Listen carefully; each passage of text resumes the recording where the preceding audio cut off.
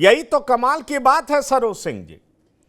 कमाल की बात यह है कि अभी भी मुरेठा पहने हुए वो उप मुख्यमंत्री हैं, और जिस मुरेठा ने, जिस पगड़ी ने उनको अलग पहचान दी, जिस पगड़ी ने उन्हें बीजेपी में नंबर 1 बना दिया, आज वही पगड़ी उनको उतारना पड़ रहा है। उसी पगड़ी को उतारने में वो अपनी भलाई समझ रहे हैं। सवाल ये उठ खड़ा हो रहा है कि जिस पगड़ी ने उन्हें पार्टी में अलग पहचान दी, अभी भी कुछ नेता उन्हें आयातित नेता कह रहे हैं, लेकिन इसी पगड़ी ने उन्हें नया आयाम दिया, नई ऊंचाई दी। लेकिन राजनीति का तकाजा देखिए कि अब उन्हें यह पगड़ी उतारनी पड़ रही है, और वो भी राजनीतिक रूप से प्रासंगिकता कायम रखने के लिए, क्योंकि वो भली भांति समझ रहे हैं कि नीतीश से लड़ने का मतलब अगले 5 साल तक तो एनडीए में राजनीति करना संभव नहीं। क्या कहते हैं आप? अनम्यूट करिए। जी जी जी, ठीक है, बोलिए बोलिए बोलिए, ठीक है।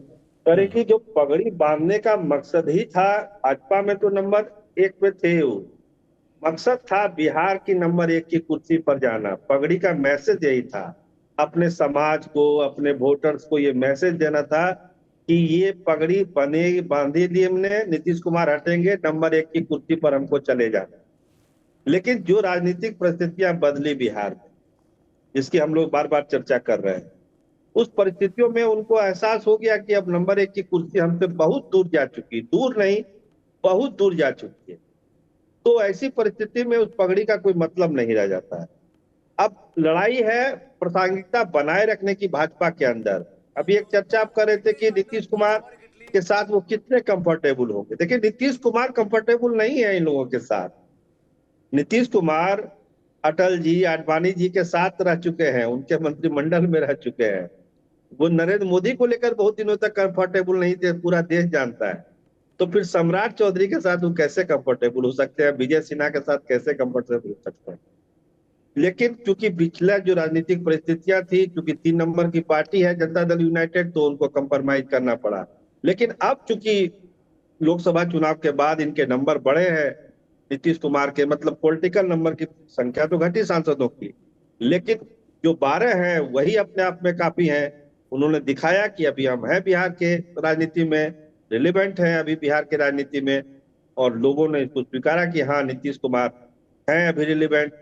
सब लोग कहे भी, अपने एक बयान का भी जिक्र किया, बिना नीतीश के भाजपा 0 पर आउट हो जाती। तो ये इन परिस्थितियों में नीतीश कुमार को एक बार फिर ताकत है कि वो अपने हिसाब से चीजों को देखे। सुशील मोदी के साथ वो कंफर्टेबल थे, बहुत अच्छी ट्यूनिंग थी, बॉन्डिंग थी, लेकिन उसके बाद जो जो डिप्टी सीएम बने, वो मजबूरी के साथ उनको नीतीश कुमार ने रखा है, कोई दिल से उनको नहीं रखा है। और सम्राट चौधरी और विजय सिन्हा भी अगर साथ में अभी हैं, तो नीतीश कुमार अपने आप को बहुत सहज महसूस नहीं करते। आप बहुत सारी तस्वीरें भी देखी होगी अपने कैबिनेट की बैठक की या विभागों की बैठक की, क्या मुद्रा रहती है, क्या बॉडी लैंग्वेज रहता है, लगता है कोई बॉन्डिंग ही नहीं है इन लोगों के बीच। तो सम्राट चौधरी को भी इसका एहसास है कि नंबर 1 की कुर्सी तो अब तो गई, बहुत दूर हो चुकी है। भाजपा में ही अगर कुछ बना रहना है या प्रदेश अध्यक्ष ही बने रहना है, तो नीतीश से बैर करके हम नहीं रह सकते हैं। पगड़ी उतारिए, नीतीश के शरण में जाइए, तभी कुछ हो सकता है, वरना फिर कहीं दूसरे जगह पर नजर आएंगे सम्राट चौधरी। तो ये कहानी समझ में आती है सम्राट चौधरी, उनके मुरेठा और भाजपा के पॉलिटिक्स को लेकर पढ़ने पे।